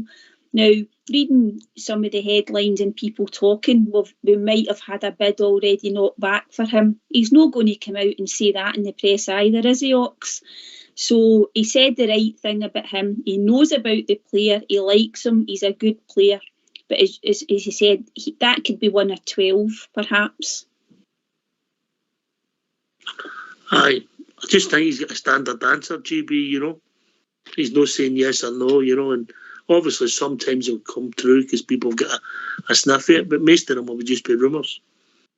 Mm-hmm. Aye, that's what it is, isn't it? He's like you said, dangling the carrot. I mean, everybody's like, oh, right, where's that player? Where's this? Why have we not heard any more about him? And then, to be honest, like you says, it's pretty smart. He just bats it away and goes, well, he caught me in the hop, and I'm glad to see the boys doing well, but he was never on my radar. It's quite it makes them look silly, right enough, and me. Especially, I'm sitting there going, where's Tom Davis? Where's Tom Davis? But it just shows you, he's like you say, Ox, when you get the old heads give you the proper answer, then you realise that he's actually playing the game. Yep, there's a game to be played, mate. A game to be played, and you don't believe they're signed till you see them with a scarf, Linda. Yeah, we always say that. But it would be nice to see somebody, Ox, wouldn't it? Maybe tomorrow, maybe Thursday, as you say. I'd love to see somebody in the door before the weekend. I just think it would give us a bit of a boost. And but if it's not, we'll just have to wait. Aye, well, come and join us. 0141 356 1972. Obviously, the prices are broke for the cup final. Just got a question to ask you and ask the listeners as well. Come and give your thoughts. Do you think any other teams in Scotland would have get charged day prices? There you go. No. No chance. No. And that's not right, is it? No, absolutely not. Considering some of the views you're getting as well from Hampden. There's been a lot of criticism about everything about the National Stadium after Sunday's game, Ox. And no, that's far too high. Nearly 50 quid. It doesn't matter where you sit. Aye, exactly. The prices range between 44 and 49 quid. What I'm seeing, yeah. Yeah. And obviously, if you've got a family as well, you throw that in. If you're lucky enough to get tickets, It's expensive, and all I'm saying is, if that's what they're going to charge every other team, that's fair enough, but I don't believe it would be, Linda. No, it'd be interesting, as you say, to see what it would have been. It's just that, like, this time, people are struggling to pay bills, etc. But I understand it is, you don't have to take the option, and somebody else will go if you decide not to. But the whole experience for the football fan needs to be improved, Ox. And I think obviously Rangers are trying to make that experience a lot better for fans, albeit, the prices at Ibrox, we experienced that with the Champions League. But certainly understanding is that for Hampden Park it's really quite poor just now. The overall fan experience, people just aren't happy. Just had a text report just to say he knows that Mayo can't play tomorrow night. He's our player and he can't play against us. He just made a mistake. First one he's ever made. GB. Yeah, we can forgive him for that. Ox. I know. I mean, the fan experience. I've seen somebody had to pay like nearly £8 for a hot dog or something like that at Hampden, and you're just like, come on, like families turning up to a game like that, and like you say, Ox, if that's, I don't know. Well, there we go. We're playing St Johnstone. Imagine that was St Johnstone. I mean, there's no way that they're turning up and that the ticket price is what that is, and then the next minute they're having to fork out all that money for food and drink and all that, and tap of that. I mean, it's scandalous. And then for what you're seeing in the park as well. I mean, the state of that park, and they're not even playing any games on. Behind the goals is £39 for a full adult ticket, and the viewing behind the goal, you're there and it's great, and when you win it's fantastic, but the actual viewing at Hampden behind the goal is just it's not been touched in over about 30 years, Linda, since they put seats in, maybe longer. No, it's just I don't know, rooting bands, Scottish football. Yeah. For a national stadium, it's really quite poor. It's just the whole setup with it, in terms of like the seating, and some of the front rows I think are below the pitch level as well, so you can't actually see what's going on at the other side of the pitch. So I don't know, I cannot see, I might be totally wrong, but I can't see the SFA spending any money, Ox, on it. And it's maybe time to have a rethink about, do we actually need a national stadium? I don't know. I was talking to somebody about that the other day, and but then a lot of people think, well, we should have, because like Scotland, we love our football and it should be in Glasgow, etc. But they just have to make the fan experience a lot better. They really do. We love our football, but our football's not loving us if it's not fit for purpose. It's a 19th century stadium in the 21st century, if I'm being honest. No. Yeah, totally agree. 20th century. When was it built? Well, it might have been opened in the 19th century, if I'm honest. Alas, Fox, he must have been there when they cut the ribbon. That's a shame. Even the running track side of things, that's not been touched since the Commonwealth Games, and I mean, if they're not going to use it for like other facilities and stuff the whole thing was in stilts for the Commonwealth Games, mate. Yeah, the whole thing was in stilts, and it was done a waste or just, But then again, the most money was spent at the place that only had the opening ceremony. Yeah, so that's another debate for another night. But that's what I'm saying. There's a running track there that never again gets used for any other way of making money and all that. So again, what's the use for it? As well as filling that way, bring the seats forward or whatever, and trying to make it an atmosphere in the place. No fit for purpose. It's the things have changed, and you have to. Obviously, things cost a lot of money now, and you'd have to look: is it worth it with the infrastructure? I mean, it's fantastic that the Hampden, the history of Hampden, it's there. Linda, the games that's been played, the people that's played on it. And it would be a shame in some respects to ever use that. But let's be honest, to get there, things have changed, and I think we don't even have the crowds that used to go. The infrastructure's not there to travel to it, because obviously things have changed, and then all of a sudden you've got the stadium itself, which is just, it's a mess. Yeah, totally agree, Ox. And I don't know whether the weekend and everything that went on might just bring it more into the fore. but it's obviously they would need to get the money from somewhere.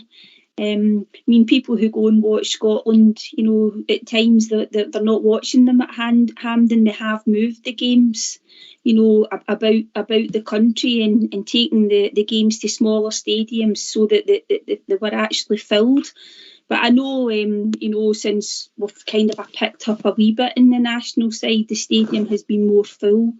But certainly from the club's point of view, when we go and play semi-finals and finals there, that it has to be a better facility.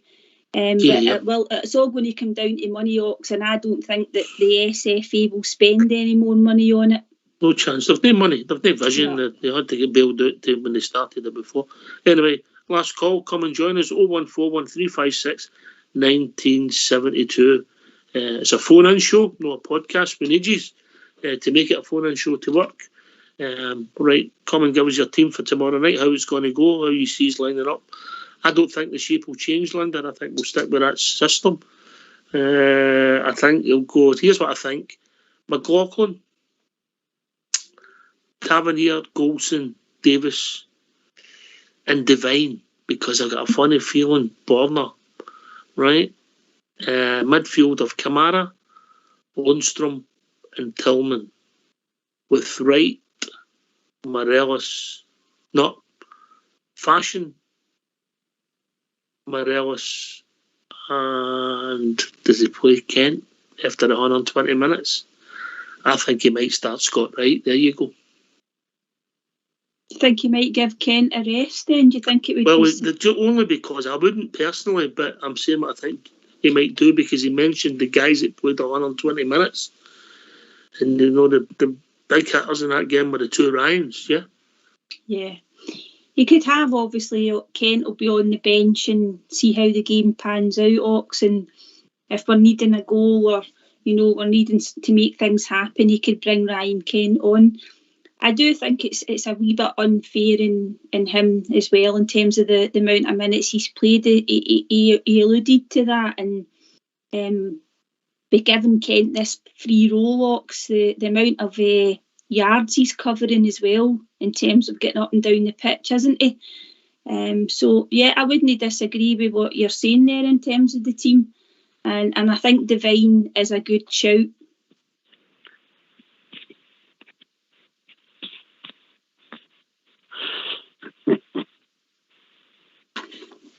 I'm just waiting for you, Ox. Come on, give us it. Listen, thanks for your call, but we'll call you back another time. You're actually banned after last night's performance. Your rudeness was beyond contempt, David. Beyond contempt. Never in a million years. Anyway, how you doing? How we doing, mate? All right? Doing great. I'm just listening to you there complaining about Hampden Park. I don't know how we got onto that, David, but we went that way, yeah. Yeah, but I mean, these guys don't realise how good you've got at football parks nowadays.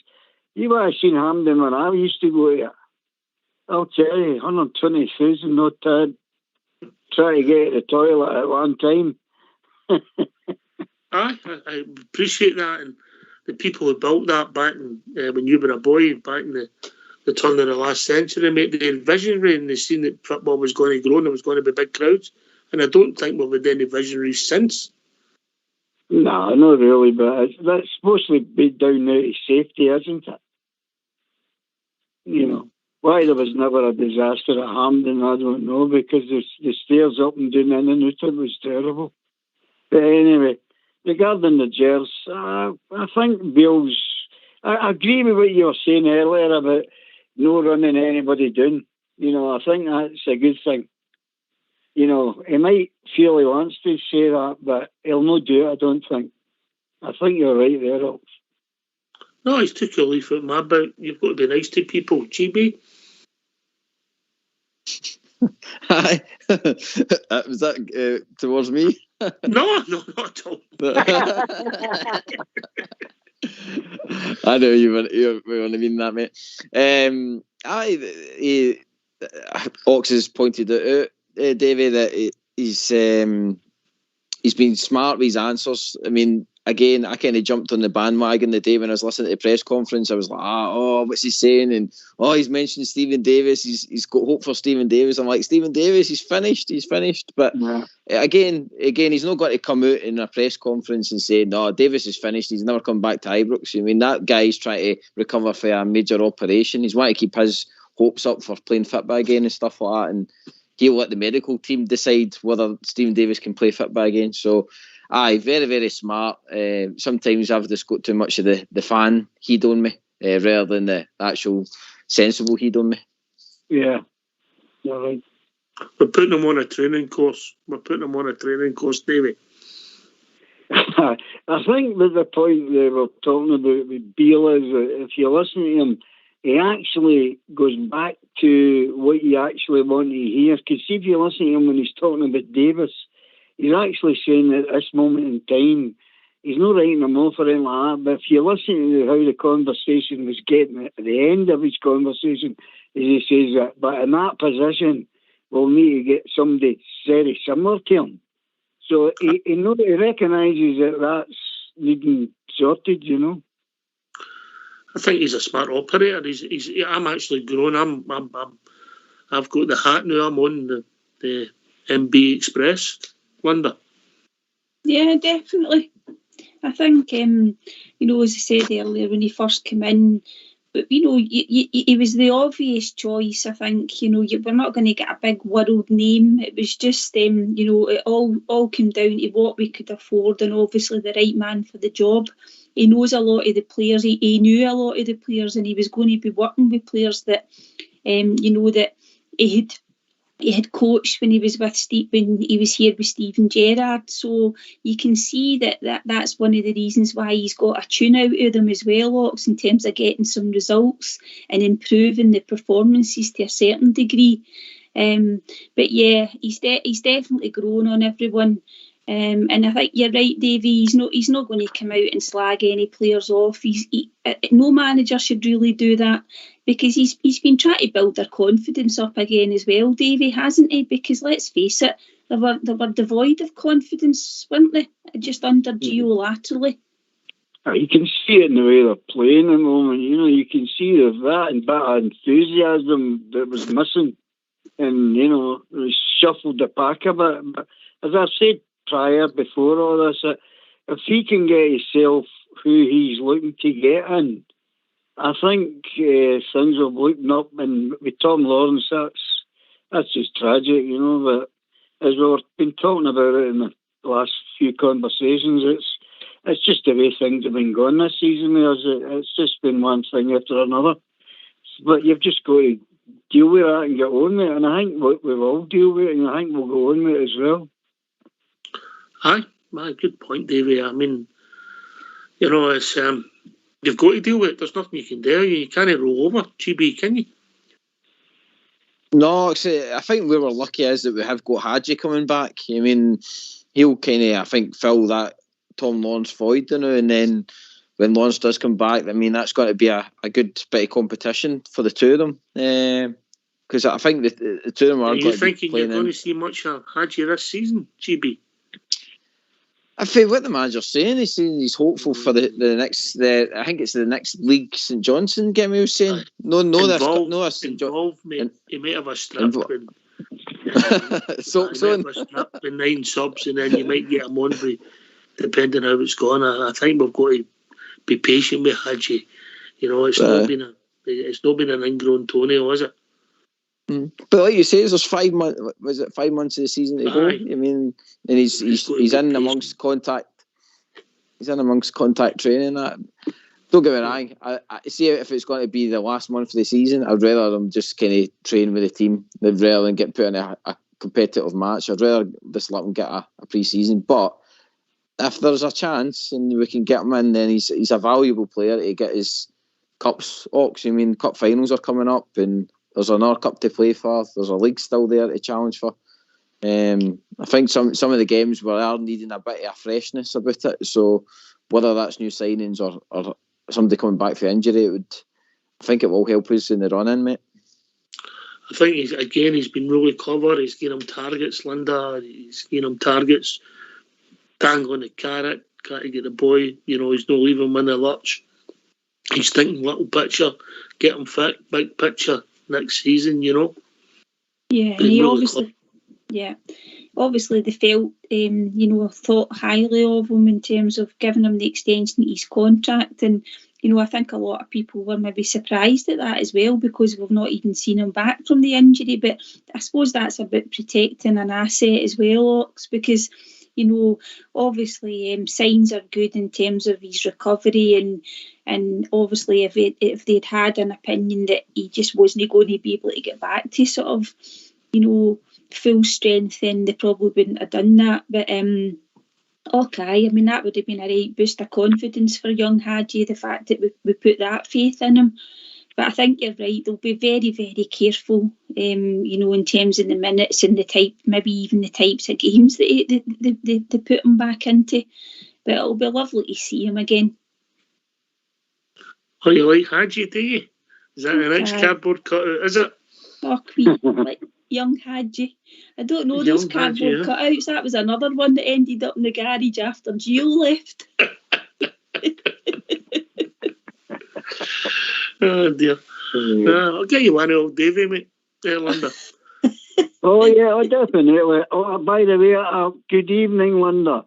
Good evening, Davy. Can you? I was sorry to say that at the beginning, because I thought I might get another year of care to him. Oh. You know what 2 yellows make, Davy? Purple. Davy, can you order a cardboard cutout of you off Amazon? Of course, I'll even sign it for you. I'll get an autograph for you. Now, here's a wee hyper. Mrs. Davies says a cardboard cutout moves better than him. You better believe it, especially in this weather. But here's a small hypothetical question for you, and it's pretty relevant. But I just wanted to see what you would come up with here. If you had a choice about what game you want to win regarding Wednesday and Saturday, what one would you take? Oh.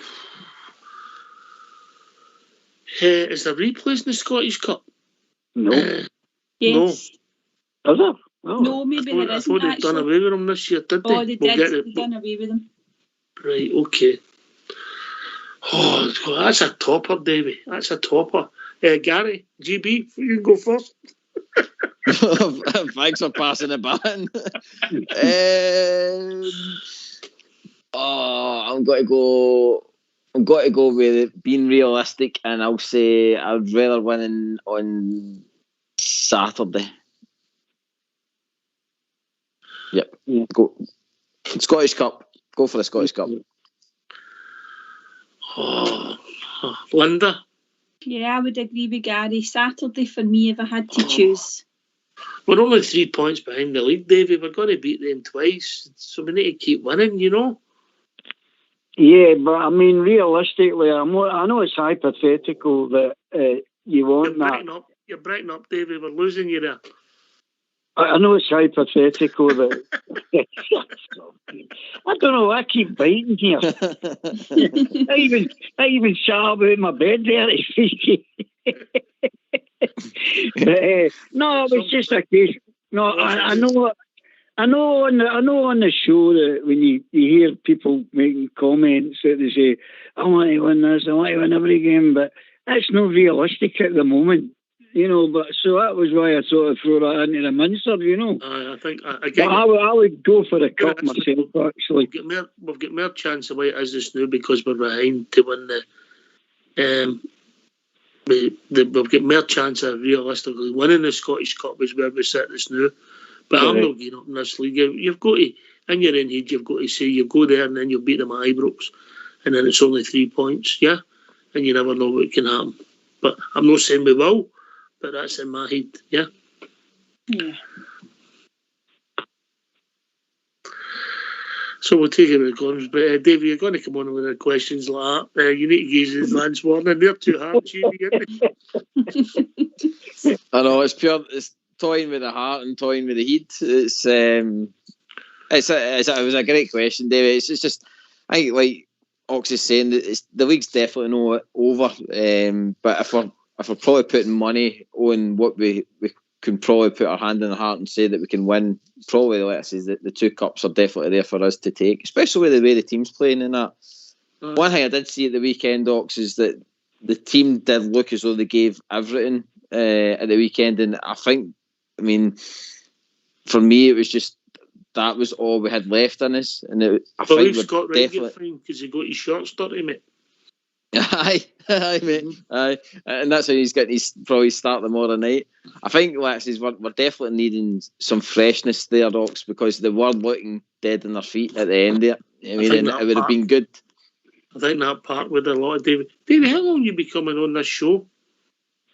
A few years. Oh, and that's the first good question you've come out with. Well done, mate.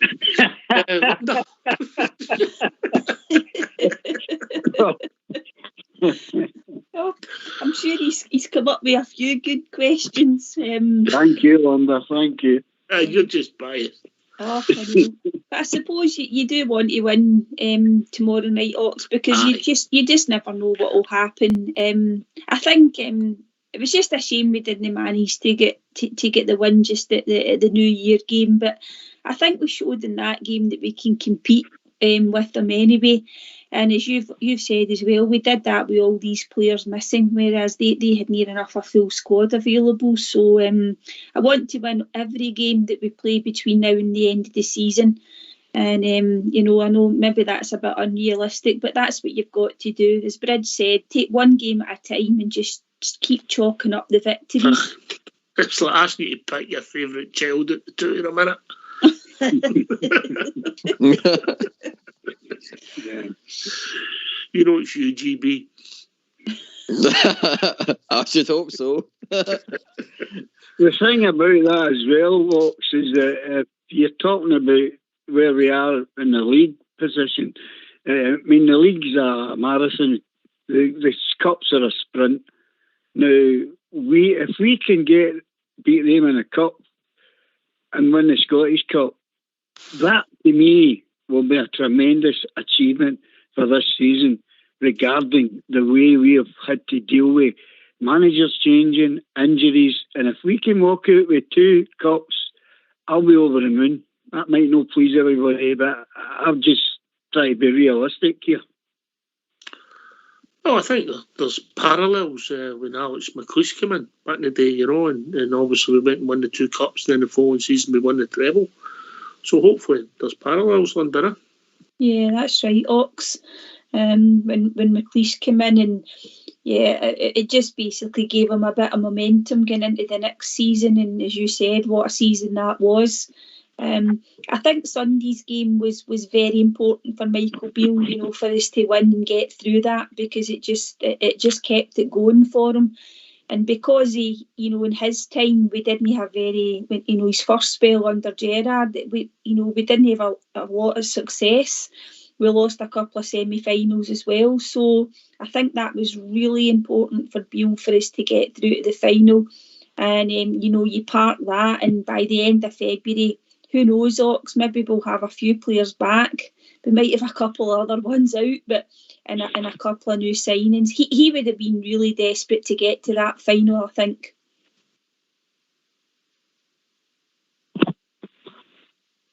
I agree, GB. I think players managers should be desperate to win every game, and then obviously when it's cup ties, it takes you to finals if you keep winning it.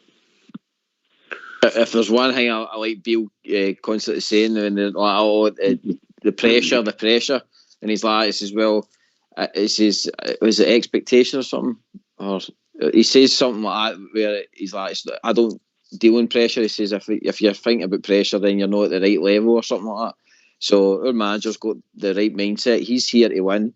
He's here to build a team that's successful.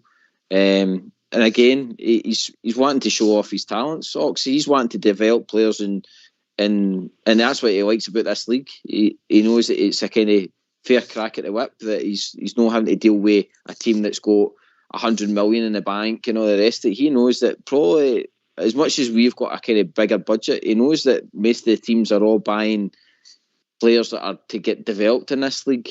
So think it's a perfect place for him, and he seems really, really happy. And I think he will bring a success. Ox. I think we're starting to see the signs. He's proved that he can compete with the so-called best team in the league. So I think, like I say, as soon as he gets these players in that are going to excite us fans and get us more goals into that team, we'll start to see the kind of the signs of 55 again, because that team was constantly going out and hammering this league 4-0, 3-0, 3-1, and all the rest of it. And I think we'll see that time back. Aye, well, there was a lot of 1-0s in there as well, you know, but we kept clean sheets, you know. We had a goal threat, but we kept clean sheets, but they were consistent. But consistency was unbelievable. By the way, this group of players, if you take it, their level of consistency in the league is, if you take just the stats, Linda, it's frightening, really. You know? Yeah, absolutely. And I think, you know, just thinking about, you know, obviously Beale's first, is that 7 games competitively? 6 games, is it? 6 or 7 games. He's still unbeaten, you know, and touch wood, that continues tomorrow night. And I know the performances haven't been brilliant, Ox, you know, but we haven't had anywhere near a really good 90 minutes. During all the games so far, we've had good spells, whether that's at the beginning, whether it's halfway through, or maybe we've finished a bit more, you know, strongly. But they've got into a good habit of being able to win. And even when they go a goal down, Ox, because under Gio, if we went a goal down, we all just thought, like, there's no way we're coming back from this, you know. We maybe did it sometimes, but latterly there just wasn't any hope, I don't think. But they've shown a way to be able to get results, even if they do lose that first goal. But it would be quite nice if they didn't do that for a change, Ox. No, it would help. It would help, because see, if we go 2-0 up against teams and have to open up, I'm sure we'll pick them off. Davey will score other goals, you know. Well, hopefully, look, how many times have we been talking about, you know, getting players back, but as soon as we're getting them back, they're getting nobbled again, aren't they? But yeah, this is what I said prior there. We've got to deal with that, but it's got a good squad, but that's the reason why I was talking about the position where the league is, that I don't think the amount of points we are behind, I think we just cannot slip up at all, you know. And it's easier, I think, to get into the cup competitions, we've got a better chance of winning that cup. That was the only reason why I was asking why, you know. I don't think you'll be alone in that rationale, Davey. I don't think you'll be alone. People would call you a realist, you know.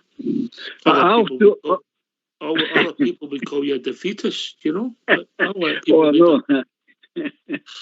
That's my ex-wife keeps telling me that. She calls the letters I've had to her. She calls you a lot of names. I'm still paying her up £1 a week, you know. But what was I going to say? Carry on. I'll come back to me. Don't worry, David. We're here all night. GB. I was waiting for more stories about the ex-wife there.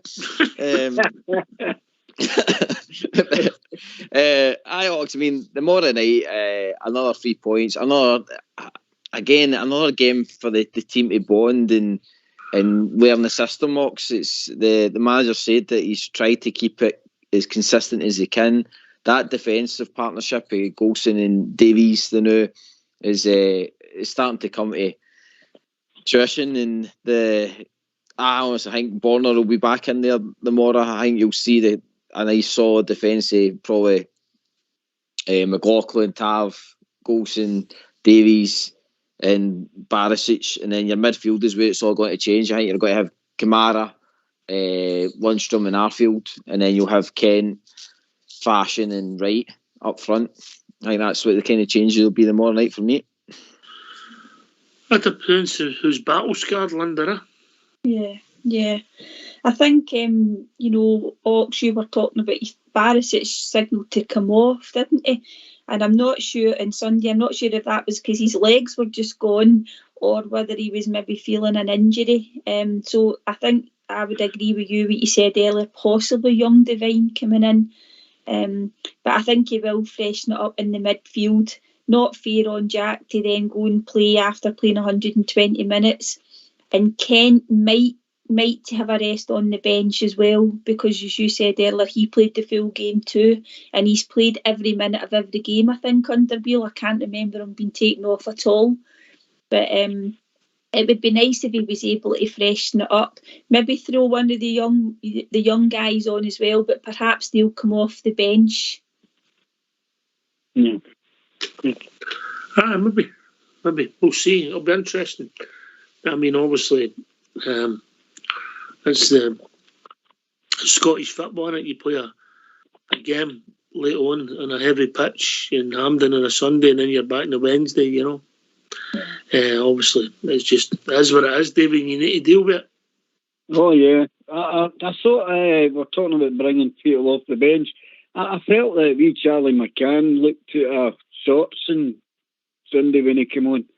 Maybe it was just the way he was, the position he was asking him to play. But he just looked at sorts. I don't know. Hope I'm wrong, but maybe he was just not in the right position. I agree, Davey. I feel that as well. Devine seems to be the only one for that youth system they know that has came in and actually grabbed a shot, I would say, to be honest, mate. I wouldn't judge Charlie on that. I mean, I gave my views on Lowry against Motherwell, but you need to give him a run before you judge him. But I thought Charlie just get thrown on and told to run about, if I'm being honest, Linda. He did. He had a wee chance to maybe play Kent in, didn't he? We broke up the Parkocks, I remember.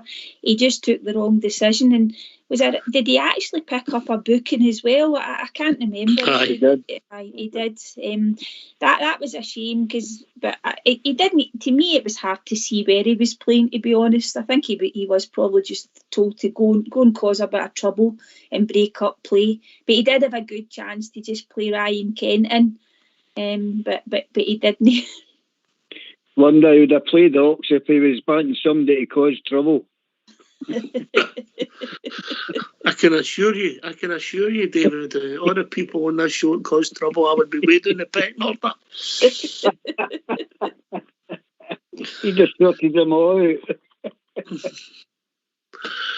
We've got a couple of top boys on here, but it'd be interesting. What's your team in GB? What's your rationale? Why playing that forward line? What's your thinking? Managers, a lot of time when we've not had a kind of fit striker, he's always played Fashion in that middle. I don't like Fashion being in the middle, but I think with the way Scott Wright played at the weekend, I think he'll probably put him back on the right side. Fashion moves into the middle to start with, and then Kent out on the left, and then it allows Morelos to kind of rest until maybe, let's say, the second half, where we can probably put him on for the half hour mark. I mean, if we're trying to kind of manage him, because like I says, he's probably looking like the only fit striker that we've got, and I can't see him risking Morelos for a good 60-70 minutes tomorrow. It's Alfie's turned into a conundrum, Linda. He certainly has. I thought in general his play was reasonably okay in Sunday, Ox. We had a couple of nice touches. He set up Jack for obviously the equalising goal.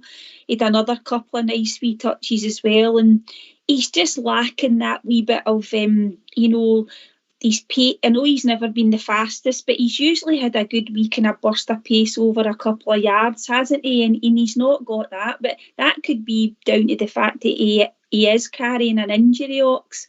And I know he didn't come back the fittest from his main injury that he had last year. He could have handled that a lot better.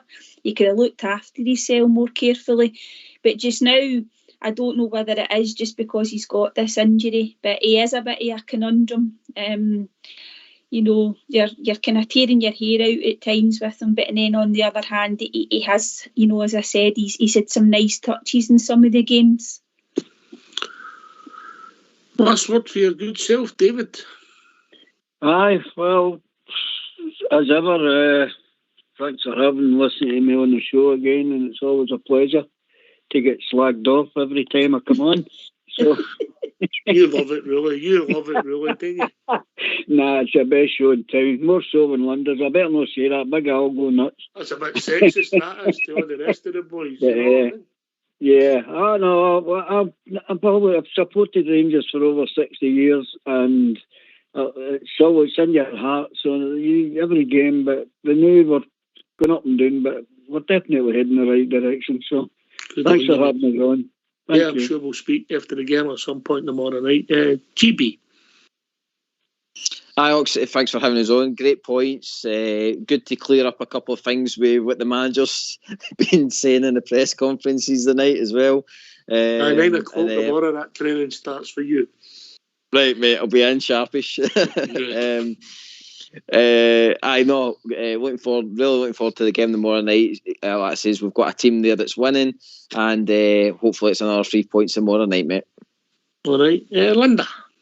Yeah, really good show, Ox. Lots of great chat. It was nice being on with GB, and good to hear from Davey and your good self. Just 3 points tomorrow night. That's all we want. Yeah. Keep the momentum going. Yeah. Listen, thanks to Davey for joining us. Thanks to yourself, Linda, and thanks to GB. I don't know how we're going to Hampden Park, but you never know where it's going to take you on Rangers Radio. But thanks for listening, everybody. We'll be back tomorrow night at 7 o'clock with a pre-match show. Thanks to Fox and Old School Blue for doing the technicals. Take it away, Old School Blue.